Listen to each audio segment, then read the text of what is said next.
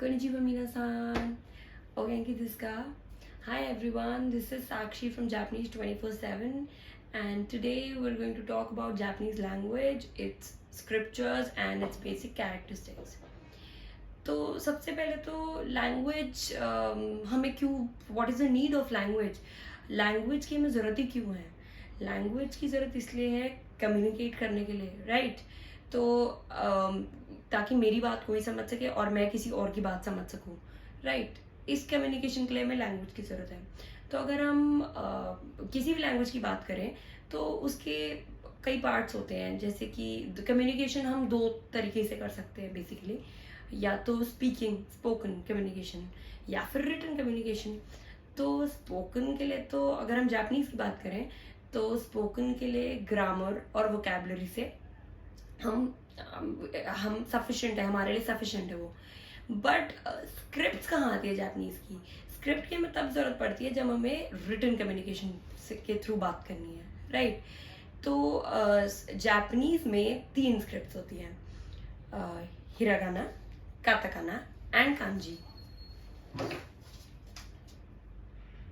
Japanese language, Japanese में 3 scripts हैं, ठीक है?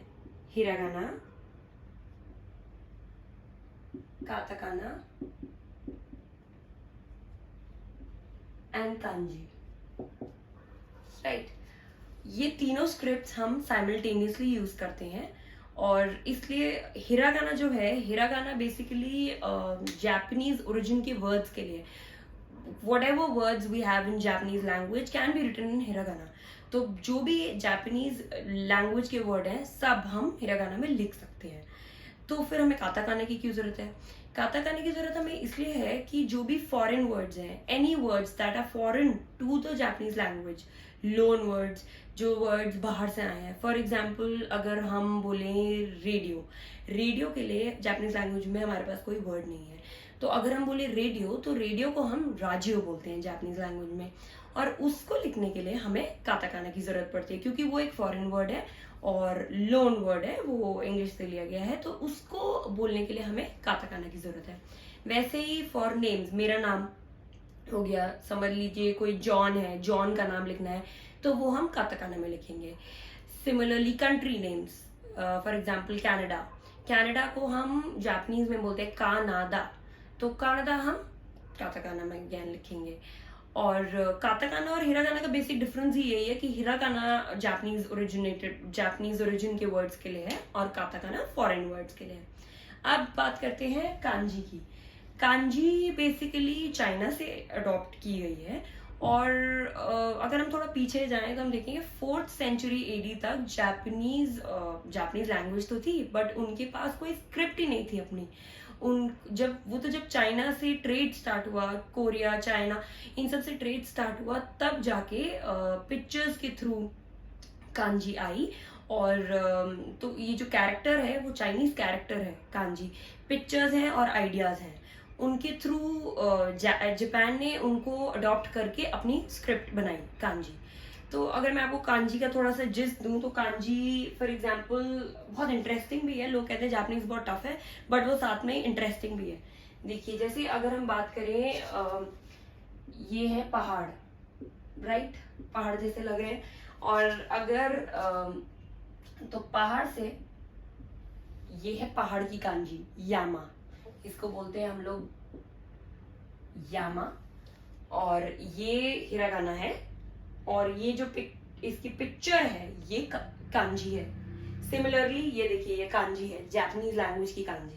तो ये ऐसी पिक्चर्स और आइडियाज से जब भी कोई जापानीज इंसान या जब भी हम भी स्टूडेंट्स, जापानीज स्टूडेंट्स या जिसको भी जापानीज आती है वो देखेगा तो वो उसको हमेशा इसको देख के उसको माउंटेन की याद आएगी।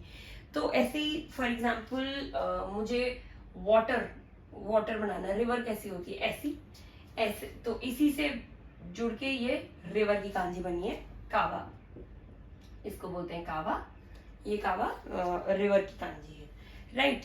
तो ऐसी तो पिक्चर्स और आइडियाज ही है कांजी। और कांजी अगर हिरागाना हम देखें तो हिरागाना में 46 कैरेक्टर्स हैं, सिमिलरली काताकाना में भी 46 कैरेक्टर्स हैं, पर कांजी में मोर देन 50,000 कांजीज हैं।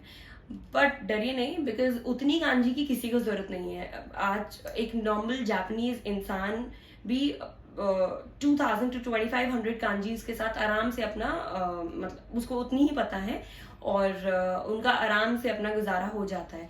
So for daily use, for somebody living in Japan, daily use के लिए भी उनको, अपने एवरीडे यूज के लिए भी वो सफिशिएंट है अगर उन्हें 2000 to 2500 कांजीज आती हैं।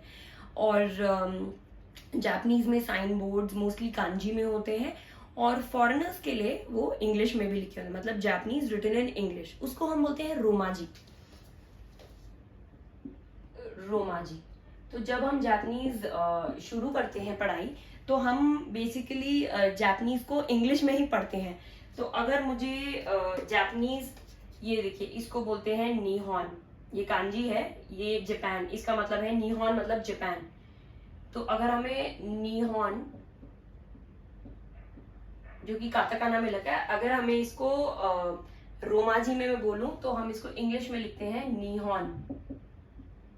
ये जापानीज वर्ड है बट मैंने इंग्लिश में लिखा है, इसको बोलते हैं रोमाजी।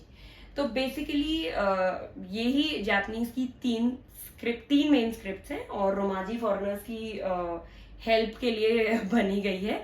तो आज के लिए आई थिंक इतना ही। नेक्स्ट वीडियो में मैं आपको और थोड़ी जापानीज राइटिंग के बारे में बताऊंगी और हम हिरागाना भी शुरू करेंगे।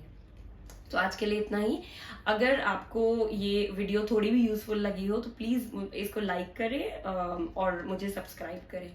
Thank you so much.